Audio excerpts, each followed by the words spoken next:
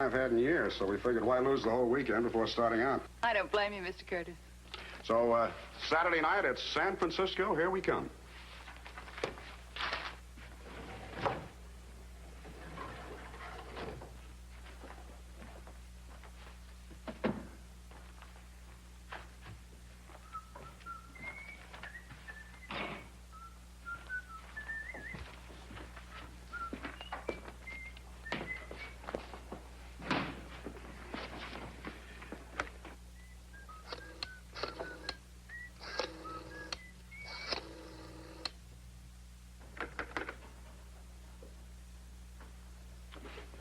Oh, for heaven's sake.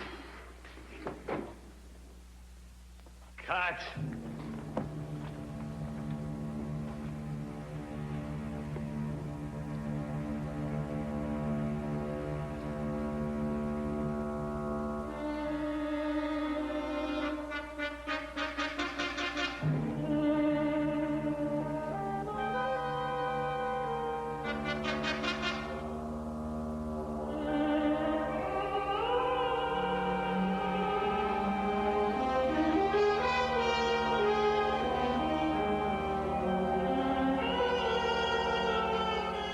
Come on, Jerry.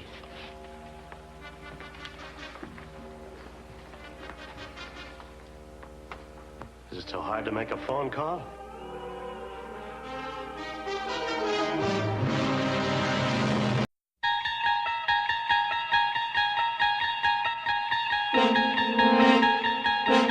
Há uma quinta dimensão, além daquelas conhecidas pelo homem. É uma dimensão tão vasta quanto o espaço, e tão desprovida de tempo quanto o infinito. É uma zona intermediária entre a luz e a sombra, entre a ciência e a superstição. E se encontra entre o abismo dos temores do homem e o cume dos seus conhecimentos. É uma dimensão da fantasia, uma região além da imaginação. Good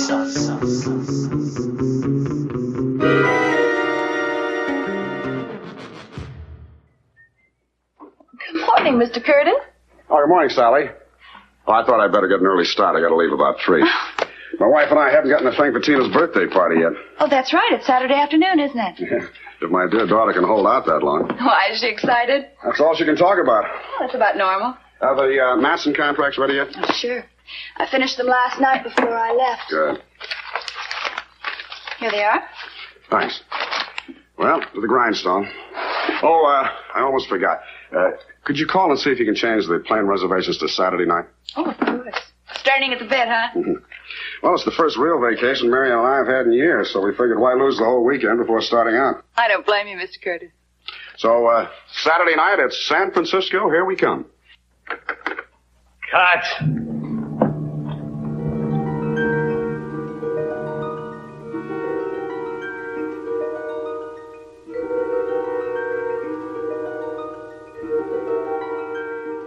Olá, ouvinte! Seja bem-vindo à nossa Zona do Crepúsculo. Eu sou a Angélica. Eu sou o Marcos. E eu sou o Paulo Elache. Eu tinha um podcast aí, o Pode Especular Podcast, e vocês podem encontrar a nossa miniatura, né, o Pocket Especular, que fica lá no site lá do Lucien, o bibliotecário, Cabuloso Cast.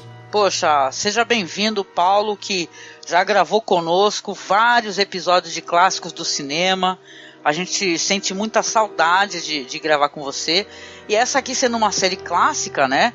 Nada mais do que ter o nosso amigo, nosso mentor dos podcasts de clássicos do que você, meu amigo. Seja bem-vindo. Obrigado. É um prazer sempre. Como eu falei, né? Eu adoro gravar com você. A gente também adora você, querido. E hoje falaremos de um episódio de The Twilight Zone, que olha, esse daí eu posso dizer tranquilamente pra você, Paulo, pra você, Marcos, que eu falei um grande what the fuck, sabe, assim, foi bem foi divertidíssimo assistir esse episódio, que é o episódio número 23, A World of Difference. Qual que é a tradução, Marcos? Um mundo diferente. Se a gente fosse traduzir mais literalmente, seria um mundo de diferenças, né? Também poderia ser. O episódio foi ao ar dia 11 de março de 1960. Tem ali estrelando o Howard Duff como Arthur Curtis e Jerry Reagan, a Ellen Ryan como Nora Reagan, o David White como Brinkley, Gay Hobe como Sally. Tem um lance aí, eu não sei se é esse David White, me corrija se eu estiver enganada, ele é o cara da feiticeira, né? Isso mesmo, né? O cara que trabalhou na feiticeira durante. Ele é o chefe do marido da feiticeira. Né? Todo mundo, quando assistir a esse episódio do Além da Imaginação, quem viu a feiticeira vai logo lembrar da carinha dele, porque ele é um personagem que chama muita atenção, né?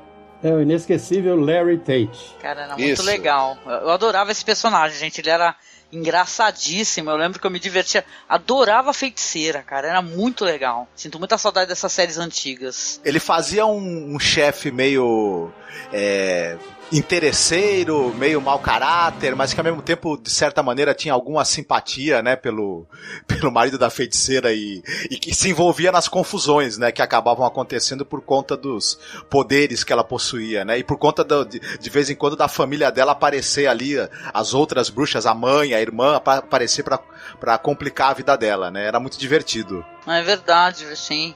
O diretor é o Ted Post. O pessoal vai lembrar dele porque ele dirigiu o famoso filme Magnum 44 com Clint Eastwood, que é um dos filmes do personagem Dirty Harry, o Harry Callahan. Né? Ele dirigiu também A Marca da Forca, que é um outro western, que é um western com o Clint Eastwood, que passou muito na TV no Brasil. Então, acho que o pessoal vai lembrar desses dois filmes que ele dirigiu. Tem o escritor, né? O escritor eu escolhi, por incrível que pareça, eu escolhi porque eu adoro tudo que esses caras escrevem, que é o Richard Matheson. Só para vocês terem uma ideia, ele é aquele que fez... Tem até um livro dele aqui no Brasil, saiu pela Novo Século. É uma coletânea de contos aqui, que tem o título O Incrível Homem que Encolheu, lembra? Sim. Lembra daquele filme que um cara é de 1950 e pouco, foi antes até ai meu Deus, dessa série aqui, Twilight Zone, né? Além da Imaginação. E aquele do rapaz que passa por uma radiação e vai diminuindo, briga com aranhas, lembra? Os efeitos especiais interessantes. Esse filme é sensacional. Eu lembro de eu assistindo ele na televisão quando eu era criança e eu nunca mais esqueci. Depois, muitos anos depois, décadas depois, que eu fui saber que era uma história do Richard Matheson. É, dele também. E nesse livro aqui, essa curiosidade que eu tenho, que é, se vocês quiserem ver, tem vários, tem contos interessantes. Tem aquele famoso conto, The Box, né, a caixa, né? Não o que tem na antológica série de diretoras mulheres no Netflix, você entendeu? Que tem um também chamado A Caixa, né? E ele tem o The Box, aquele famoso do botão, lembra? Você tem que apertar o botão. Caramba, Paulo, esse é um dos episódios mais legais, assim, que eu já assisti, sério, eu adoro The Box. Depois teve um filme também, né, e tal. A premissa é muito boa. O filme do Richard Kelly. Isso, exatamente. É esse aí, esse escritor é muito bom, então eu recomendo. Ah, muito bom, legal, gente. Outra curiosidade aqui também, o Marcos que me sinalizou isso daí, achei bem interessante, que essa atriz, a Ellen Ryan, né, que faz a esposa do personagem, né, nessa história que a gente vai contar, ela é a mãe do Champagne, olha só, e ela tá acreditada em muita coisa, né, Marcos? Ela foi uma atriz muito atuante na televisão nos anos 60, 70 e depois lá já anos 80, 90, ela tem ponta em diversos filmes e alguns filmes em que o Champagne é ator principal. Por exemplo, Uma Lição de Amor, por exemplo, ela aparece em Caminhos Violentos, aparece numa Lição de Amor, que o Champagne está nos filmes, né? Então...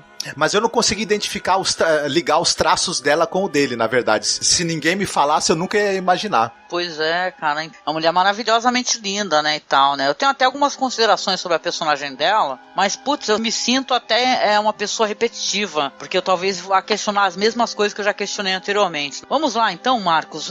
Fale aí pra gente uma sinopse, para que a gente possa começar a comentar. O episódio começa, nós temos esse personagem, o nome dele é Arthur Curtis. Ele é um homem de negócios e ele está conversando com a secretária dele, que ela está acertando os últimos detalhes, porque ele vai pegar umas passagens com ela de uma viagem de férias que ele marcou de fazer com a esposa e a filha. E nesse meio tempo, enquanto ele está ali conversando com a secretária, vendo os preparativos para a viagem, etc., quando ele levanta, vai sair do escritório, ele dá de cara com uma equipe de filmagem. A gente percebe que ele está num estúdio, aquele escritório é um escritório cenográfico, ele seria um ator, e aquilo, do outro lado, a gente vê ali toda a equipe de filmagem, diretor, todo mundo ali do estúdio. Só tem um problema. Ele, quando vê aquilo, ele não é um ator. Ele está convencido de que ele realmente, esse personagem Arthur Curtis é ele, que essa vida dele que ele tem é real. E a gente é tomado por uma grande surpresa. E o pessoal também do estúdio, o diretor e todo mundo, por uma grande surpresa também. Porque, na verdade, ele seria o Jerry Regan, um ator. Mas não.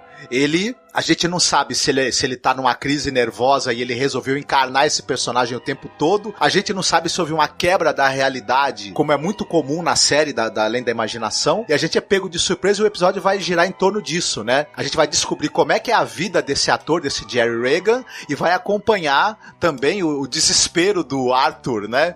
Em perguntar, cadê minha vida? Cadê minha esposa? Cadê meu escritório? Enfim, o que aconteceu? Não sei se vocês perceberam, né? Quando ele entra, ele olha, ele tem uma parede no fundo, onde tem a escrivaninha dele. Ele senta na escrivaninha, pega o telefone, ele tenta falar, o telefone não funciona, né? Ele falou, por que não tá dando som? Aí ele levanta. Quando ele escuta aquele corta, né, aí ele vira, ali já não é mais uma parede, atrás da escrivaninha é um monte de gente. Aí ele olha pra cima, não tem teto. Não tem o forro aqui do escritório dele. Eu falei, que porra é essa que tá acontecendo? É a coisa... e eu também fiquei pirado, porque quando eu vi aquilo, eu falei, que é isso? Ué, ele tinha uma parede ali atrás. Eu me senti na pele dele, cara. Eu fiquei assim, hã? Esse episódio eu também falei, caraca, mas isso tá vivendo a tua vida, tá no banheiro, tá na cozinha, sei lá.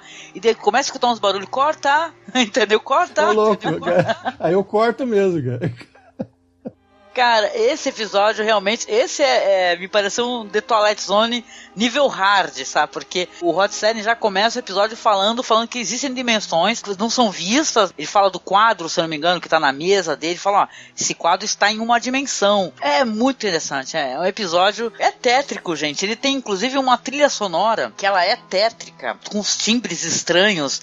Então é um episódio meio de terror, inclusive, eu achei, né? Essa trilha sonora, pelo menos a pesquisa que eu fiz aqui assim, ela foi usada no episódio 9 da primeira temporada. Ah, legal. A trilha do Van Cleef, né? O pessoal lá da Cayuga Productions e do estúdio, eles tinham um departamento com o Bernard Herrmann que comandava, mas você tinha alguns outros músicos e foram criadas uma série de temas que eles são usados ao longo da série toda, né? Você tem um tema mais propício para suspense, outro para terror, outro para humor, e esses temas vão sendo reutilizados ao longo da série com algumas alterações, exceção de alguns episódios em que foi feito uma trilha inteira apenas para aquele episódio, e inclusive algumas pelo próprio Bernard Herrmann, mas esse é o caso de um episódio em que você tem temas que com algumas alterações eles são reaproveitados, né? Mas aqui eu acho que a trilha funcionou maravilhosamente bem, porque esse episódio tem alguma coisa também de, talvez poderia ter de risível nessa situação, mas como a trilha ela é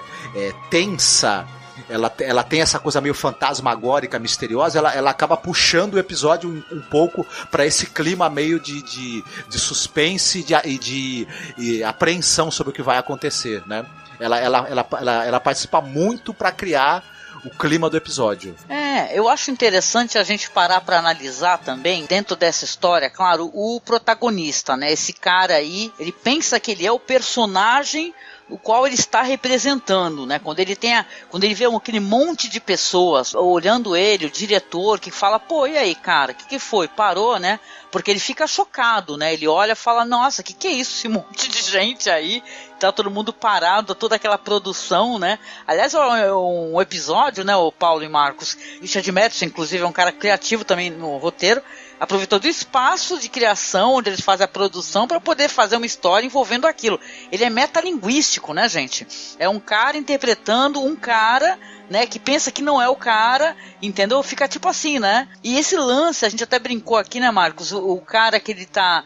Claro, tem uma leitura óbvia de Além da Imaginação. Você está na zona do crepúsculo, então a realidade, ela não é o que você está vendo. Existem outras realidades, outras dimensões. Mas pode ser também um cara que deu um surto, né? Um ator que, saca, a gente até brincou, né? Um cara que de repente é do método, e o cara surtou, o cara não consegue sair mais do personagem, né? O Rod Serling tem uma coisa, não sei se vocês concordam com isso, de homens querendo fugir da própria realidade.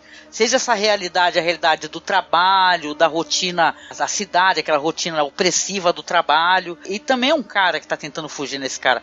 Ele tem problema visivelmente com a ex-esposa, entendeu? Ele é um ator que tem problema com o alcoolismo, né? Não tem umas paradas assim interessantes? Tem isso aí mesmo, eu fiquei preocupado, porque, olha, se você prestar atenção, esse início, antes, até a hora que ele fala o corta, eu estava acompanhando, eu estava junto com o Arthur Curtis, né?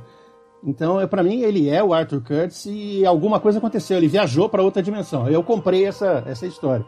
Aí, quando o pessoal começou a conversar com ele, aí vem lá, parece que um cara lá, da assessor de imprensa, não sei o quê, não, você tem que parar, voltou a beber e tudo. Aí você, peraí, beber... você, não é a primeira vez que você dá piti aqui no estúdio. Aí fala, ih, rapaz, o cara tá pirando. Aí eu já saí, eu me afastei dele. Então esse é o legal, eu compro a história dele, depois não, peraí, eu tô vendendo barato agora. Eu fico, vai e vem. Esse lance do Rod Serling, né? É muito bom, cara, muito bom. Então, isso é muito legal mesmo. A gente fica desorientado ao longo do episódio. A gente começa realmente acreditando que ele foi transportado para uma outra dimensão, sei lá, tem uma vida alternativa, né? E depois a gente, ao ser confrontado com todas as informações, e depois em um determinado momento da série, o pessoal apresenta o roteiro para ele e fala, tá vendo? Você só existe aqui nesse roteiro, cara. A gente começa de novo a achar que não, que ele é só um cara bêbado tendo uma crise nervosa, só que depois quando a gente enxerga o nível de estresse e infelicidade dele, a gente começa a torcer para que ele consiga voltar, ou que ele consiga permanecer nessa vida fictícia, onde ele é feliz, né? Pois é, gente, eu falei que eu tinha uma consideração e que eu poderia soar um pouco repetitiva em relação a essas considerações de representação de personagem feminina, né? Mas, poxa, gente, não dá pra gente ignorar o fato de que essa personagem que faz a ex-mulher dele, né? Porque tem uma hora que ele sai correndo do estúdio, ele é quase atropelado, os caras já estão lá dentro, lá pensando em chamar a ambulância, chamar sei lá, algum suporte, né? Porque o cara tá em surto, e ele sai correndo do estúdio, quase atropelado pela própria ex-mulher. E a mulher, ela é de uma virulência e tal, ele é um... Cara, Paulo, a gente tem falado sobre isso aqui, esses podcasts... alguns não saíram, né? Mas eu vejo muito problema, Paulo, em representações femininas numa série, mesmo sendo uma série dos anos 60, né, cara? Como eles colocam a mulher, cara, colocam a mulher como gananciosa, uma mulher quase que odiosa, né, cara? Impiedosa, não é solidária, não é empática, putz. Só pra ter uma ideia, seguindo isso aí que você falou, eu tava vendo mais à frente, depois a gente vai vocês vão fazer mais programas, acho que vão fazer toda a série, né? Uma temporada mais à frente, eu não lembro qual que é, sobre, acho que invasores, alguma coisa assim. Aparece um pessoal, um senhor, um velhinho, parece um vovô, falando com várias crianças e tudo, eles vão fazer uma brincadeira. E isso, acho que é a terceira ou quarta temporada aí do Além da Imaginação. E as crianças falam, como é que vai ser? Aí a menina lá, que é a personagem principal, né, ela fala assim, eu quero ser a capitã da nave. Aí eu falo assim, não, que isso? Onde já se viu uma menina ser capitã, mulher ser capitã? Você entendeu? Sério, quando eu assisti isso aí pela primeira vez, aquilo passou batido. Agora não passa mais, não. Não sei se eu senti agora, eu falei, cara, cadê? E outra coisa, eu tô olhando a série toda e eu tô vendo pouca gente, assim, cadê o pessoal? Onde tá a representação negra? Os índios são tão vagos, eles são tão estereotipados. Cara, e os mexicanos, cara? É assustador, cara. Mas é isso mesmo. Você tem... Eu tava até conversando com a Angélica. Tem vários episódios onde os personagens femininos, eles são representados assim... São pessoas gananciosas, com zero de empatia. E elas, por exemplo, quando tem muitos episódios em que você tem um profissional à beira de um ataque de nervos, estressado, infeliz, e as mulheres acabam aparecendo como mais um elemento de tormento para a vida do cara. Isso aparece em vários episódios do Além da Imaginação. Em alguns até de maneira mais radical do que nesse, inclusive. E as minorias também, né? Você tem, como você mesmo falou, índios, mexicanos, as minorias são representadas de maneira bem estereotipada mesmo. Então ela não é uma série nada desconstruída assim, né?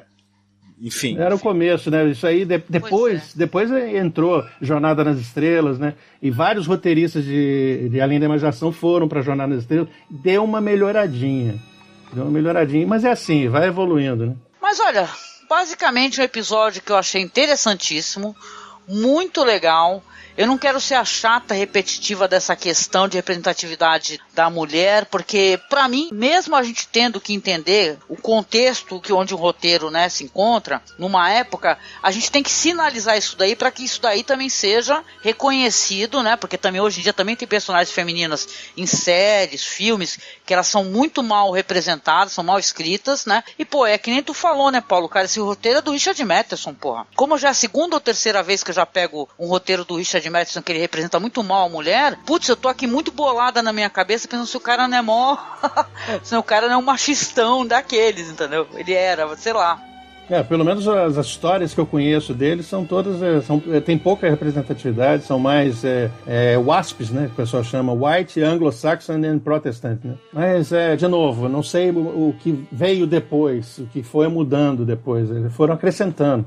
Mas uma outra coisa curiosa é que a visão que ele deu, nessa daí, a esposa dele, a esposa do Jerry, né? Que o nome dele é Jared Reagan. Lembra quando ela fala? Eu gostei dela falando. Você sabe por que ela fala R-A-I-G-A-N na hora que ele vai assinar o cheque, né?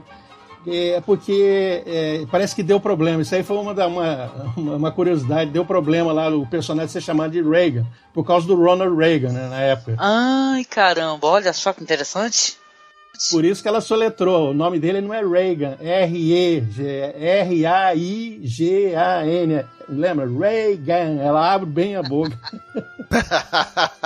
Mas basicamente foi um episódio legal, né? Eu gostei dele, mesmo com essas considerações que eu sinalizei aqui, né? Você gostou também, Paulo? Gostei. E outra coisa também, para quem gosta de Philip K. Dick, né? Você tem todo esse clima de será que o que é a realidade? Questione a realidade. É bem dessa época. O Philip K. Dick mexia nesse caldinho aí. É verdade. Esse episódio ele tem reviravoltas assim muito interessantes. Ele é literariamente muito, muito interessante, né? A gente percebe ali os elementos que o texto original, né, tinha. Coisas que o Richard Matheson gostava de tratar nos contos dele, esses elementos estão muito aí nesse roteiro. E é interessante, né? Vale a dica que você deu, quem tiver curiosidade de ler o trabalho dele como escritor, vai ter uma experiência muito boa, assim. Não, é bom sim. E, por exemplo, o outro dele também que vai ter mais à frente, esse episódio que tá no livro, é o Pesadelo a 20 mil pés, aquele que o personagem principal é aquele que vê um gremlin, lembra? Lá destruindo o motor do avião. Uhum. Exatamente. É o Capitão Kirk, ele toma um susto nesse episódio maior do que todos que ele tomou na Enterprise. É legal. Agora eu fico na dúvida, não sei qual que foi o melhor, né? Mas depois a gente comenta quando a gente for falar, se vocês forem falar sobre isso. Eu espero que eu participe desse episódio aí do... Já tá convidado. A gente chega, claro, no momento onde a gente gosta de fazer recomendações. Você teria alguma coisa que você gostasse de recomendar, assim, que te lembra, assim, essa temática que o episódio aponta, Paulo? Como eu falei, leiam os livros de ficção científica do Philip K. Dick, né? É outro também da época que escrevia coisas, assim, fantásticas, assim, e estranhas, que questionavam a realidade. Isso é legal. E você, Marcos, tem alguma recomendação, querido?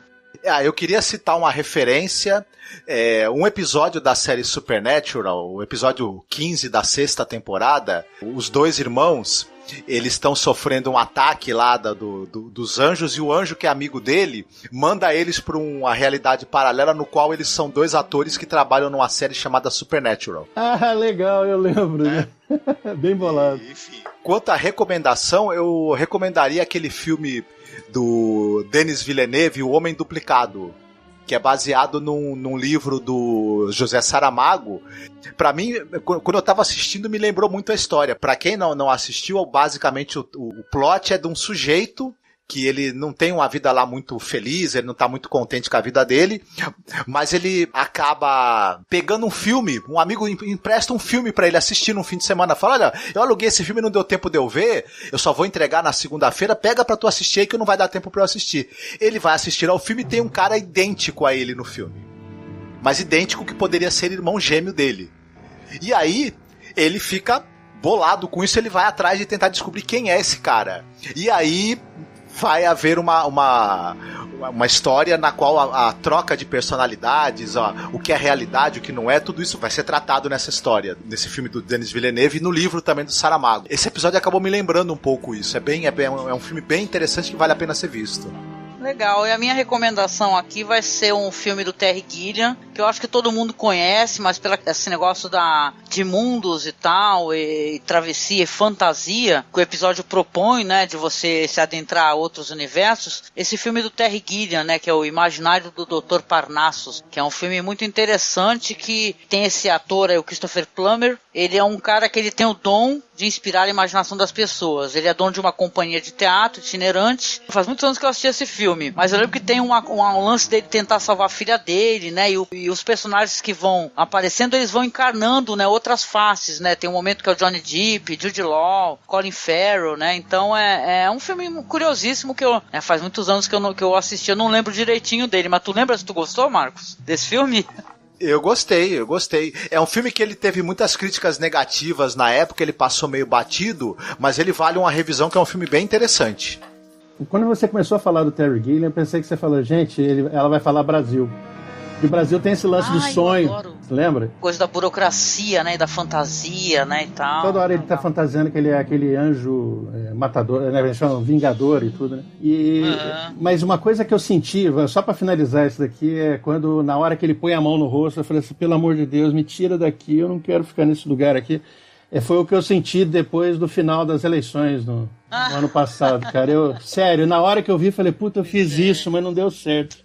É verdade, não, e é uma coisa assim, né, voltando a esse fato, né, dele pedir, eu tava torcendo pelo personagem, sabe, porque tu vê que ele tá num momento tão complicado, assim, ele indo pra essa realidade, essa outra realidade, que eu também gostaria de crer que ele realmente fosse, né, de um outro mundo, ele sem querer, né, passou por uma dimensão onde ele é um ator, né.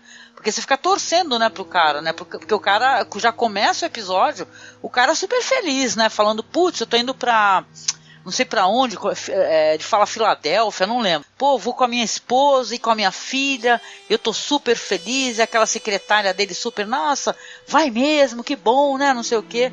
Então é um balde de água fria, né? O negócio. Dá até tristeza, né? Mas é isso. É o que a gente tinha a falar sobre aquele episódio A World of Difference. A gente finaliza aqui então agradecendo ao meu amigo Paulo Elache, amigaço, que vai voltar com certeza a gravar com a gente mais episódios. Você quer deixar alguma mensagem no final, meu querido? Gente, sejam felizes e não tentem fugir do mundo. Entendeu? Só essa mensagem. Mas para ser feliz tem que lutar, sabe? É difícil, é dura mesmo. Não adianta fugir da realidade, ela tá ali, né, cara? Socando a porta, né? Na realidade, ela soca a porta. Então o negócio é peitar mesmo, não tem jeito. E pra ser feliz, assistam os episódios aqui do podcast do Masmorra assim. Aê, boa, obrigado. E você, Marcos? Chegando no finalzinho aqui do podcast, você tem alguma mensagem? Tratem bem os alter egos de vocês que vivem numa outra realidade paralela, que tem uma vida diferente da de vocês, mas mais triste, mais difícil. Sejam gentis com eles. Eles podem aparecer na realidade que vocês vivem qualquer hora. Poxa, será que tem uma outra realidade que tem uma Angélica que é rica e tal, mora numa casa grandona? Eu queria tanto. Me tire daqui. É isso, gente. Então a gente deixa aqui um grande abraço e até o próximo podcast. Fiquem bem. Um abraço.